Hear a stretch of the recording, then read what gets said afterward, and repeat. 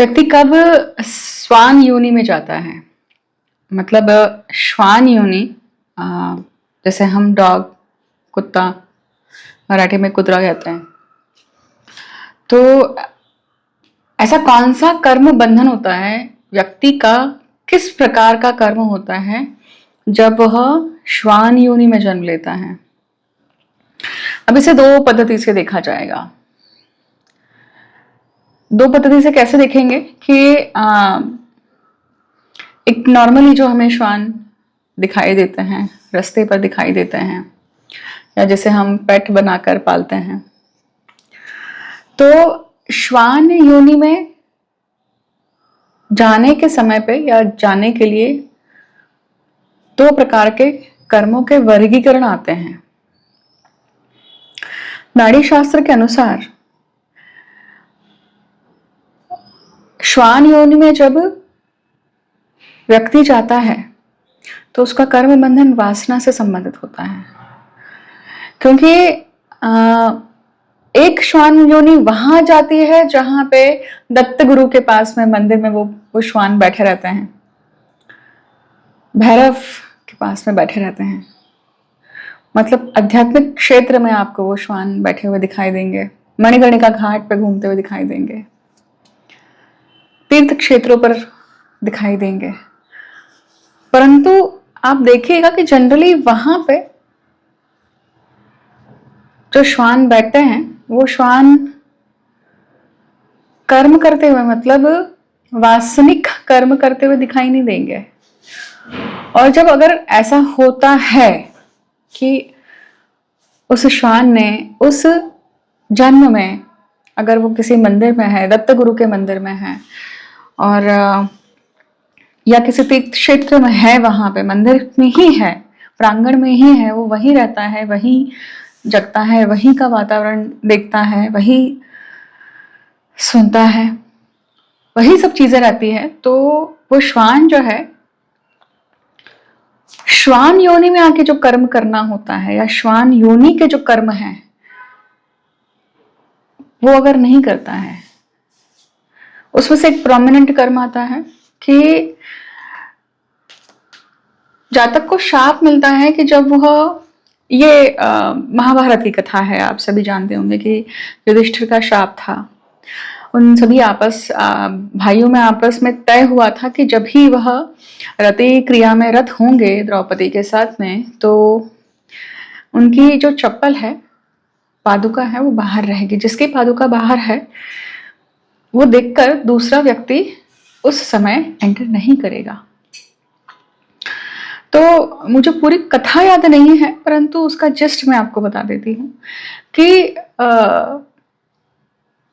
तो उसमें एक शाप बताया गया है कि जब आप इसी चीज को लेकर सोचते हैं तो व्यक्ति को अगला जन्म जो है वो श्वान योनि में मिलता है। मतलब जब वासना, सेक्सुअल कर्म जब व्यक्ति का होता है और वो जब बहुत घृणास्पद होता है, जो कि महाभारत की कथा से नहीं जुड़ रहा है, परंतु महाभारत की कथा से केवल वो शाप हमें दिखाई दे रहा है कि वो कैसा शाप किस प्रकार से आया।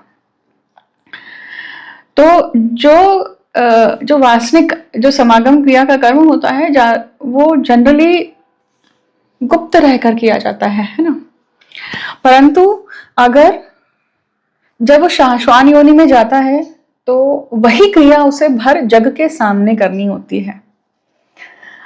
और जब वो भर जग के सामने, मतलब पूरे जग के सामने वो क्रिया जब करता है, तो ऐसे में अब वो क्रिया ऐसी नहीं है कि वो क्रिया कुछ समय करके वो निवृत्त हो जाए।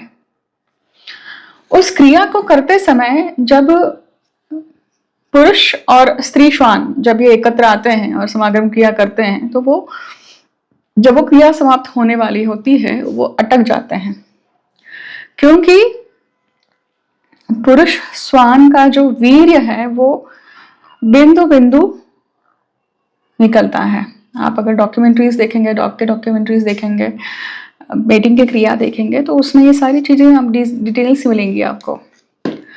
नाड़ी कर्म के, नाड़ी एस्ट्रोलॉजी के अनुसार कि वो अटके रहते हैं, अटकना जो है लॉकिंग जो है, वो अटकना जो है ना, वो दिखाता है कि गत जन्म में जब आप इसी क्रिया को लेकर इतने ज्यादा अटके हुए थे, इतने ज्यादा उसमें लीन थे कि आपको वही क्रिया आप जग के सामने या समाज के सामने करते हैं, जहां पे आपको लज्जा शर्म कुछ नहीं आ रही है और आप उसमें अटके हुए हैं। तो यही करो,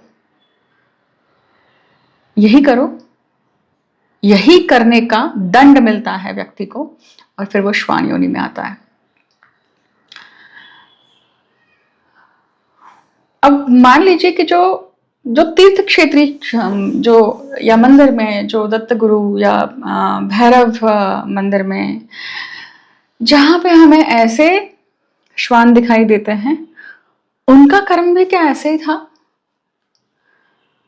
तो उनका कर्म भी वैसा ही था, परंतु उसमें बहुत बड़ा डिफरेंस आ जाता है। कैसा डिफरेंस आता है कि अगर कोई पुरुष या कोई व्यक्ति या स्त्री जो भी है, वो अगर बहुत अच्छे पद पर है, मतलब आध्यात्मिक लेवल पे बहुत अच्छे स्तर पर है, सब चीजें बहुत अच्छी हैं, बहुत तपस्या है, बहुत साधना है, सब कुछ है, एक लेवल पे पहुंच चुके हैं, सब है, और फिर जब वो बलात्कार जैसी क्रिया करते हैं और इस क्रिया को लेकर जब उनकी वीकनेस उनके ऊपर हावी हो जाती है और वो ये कर्म कर जाते हैं, तो ऐसे में वो जो जातक है वो अगले जन्म में श्वान योनि में जाता है। जब वो श्वान योनि में जाता है तो आप देखेंगे कि dogs are famous for their loyalty, right? Dog जैसा लॉयल प्राणी नहीं है, तो वो लॉयल रहते हैं, बहुत अपने मालिक की सेवा करेंगे, बहुत लिप्त रहेंगे, एक ही घर में रहेंगे, एक ही फैमिली के साथ रहेंगे, मीटिंग नहीं, ये सारी चीजें कुछ नहीं होती है, और वो ऐसा जीवन निकाल देते हैं और मर जाते हैं। और जब वो इस तरह से निकल जाते हैं, ठीक उसी प्रकार से जब वो मंदिर में है, वो मंदिर के प्रांगण में है, ऐसे ही वातावरण में है, वही आध्यात्मिक वातावरण है, सब कुछ है, और वहां पे अगर कोई ऑपोजिट जेंडर का श्वान होता है और वो क्रिया में लिप्त नहीं होते हैं और उसे कंप्लीट कर जाते हैं, उस जीवन को कंप्लीट कर जाते हैं बिना क्रिया करे, तो उस श्वान योनि से वो मुक्त हो जाते हैं। जिस चीज के लिए उनको शाप मिला था कि वो इस योनि में जाके वो चीज भोगे, यहाँ पे शाप क्या है कि ये चीज भोगने के लिए आपको ऐसे योनि में जाना पड़ रहा है कि जो योनि हमेशा इस क्रिया को जग के सामने करती है, जो क्रिया हमेशा गुप्त रहकर करने वाली होती है या गुप्त रहकर की जाती है। ये नाड़ी एस्ट्रोलॉजी है। मेरे वीडियोस सभी को समझ में आएंगे ऐसा नहीं है, और शायद सभी के लिए है भी नहीं, क्योंकि उस स्तर की आवश्यकता है, उस स्तर तक या उस जो शास्त्रों को समझने के लिए आप में एक्सेप्टेंस होना, चीज़ों को न्यूट्रल तरीके से देखना, मत सुनना, मत पढ़ना, परंतु मत धारण नहीं करना और मत व्यक्त नहीं करना। सृष्टि हमें जो भी दे रही है, जिस भी माध्यम से दे रही है, यूट्यूब के वीडियोस के माध्यम से, पुस्तक के माध्यम से, किसी की वाणी के माध्यम से, किसी भी चीज के माध्यम से जो दे रही है, उसे केवल सुनना, देखना, समझना, परंतु धारणा नहीं बनाना। क्योंकि जो भी चीजें सृष्टि में जीवित प्रकृति से आपको दिखाई देती है वो उनका मत होता है वो, परंतु जो सृष्टि दिखाती है वो सृष्टि के नियमानुसार है। इसका अर्थ ये हुआ कि जब इस प्रकार के टॉपिक्स में लेकर आती हूँ, आप सबके साथ में शेयर करती हूँ, उसका कारण यह है कि बहुत सारे साधक हैं, बहुत सारे ऐसे लोग हैं, ज्योतिष जिज्ञासु भी हैं, जो बचपन से इस प्रकार की चीज़ों को समझने की चेष्टा कर रहे हैं और समझ नहीं पा रहे हैं। उन्हें सही प्रकार के गुरु प्राप्त नहीं होते हैं, सही प्रकार के टीचर प्राप्त नहीं होते हैं। जब तक उन्हें वो चीज़ प्राप्त नहीं हो जाती, तब तक इस प्रकार के वीडियो शायद उन्हें और मार्ग पे स्ट्रांगली प्रवृत्त कर सकें और अपने अंतर गुरु के आवाज को वो सुन सकें। ये ध्येय होता है ऐसे वीडियोस को आपके साथ में शेयर करने का। और सबसे बड़ा ध्येय ये होता है कि शास्त्र जो है, वो शास्त्र आपके सामने रखना है, जो जिस प्रकार से है। ये मेरा मत नहीं है, ये जो भी मैं आपके सामने शेयर करती हूँ, ये मेरा नॉलेज है ही नहीं, ज्ञान किसी का हो ही नहीं सकता है। और जो उस ज्ञान को धारण करता है, वो अपने धारयति इति धर्मम बोलते हैं ना। तो जो मेरा धर्म है कि जो धारण किया हुआ है, मैं आप सबके सामने वो चीज़ शेयर कर रही हूँ। और जिसको उस चीज़ में से लेना है, लेकर निकलना है, वो निकल जाएगा और समझ भी लेगा।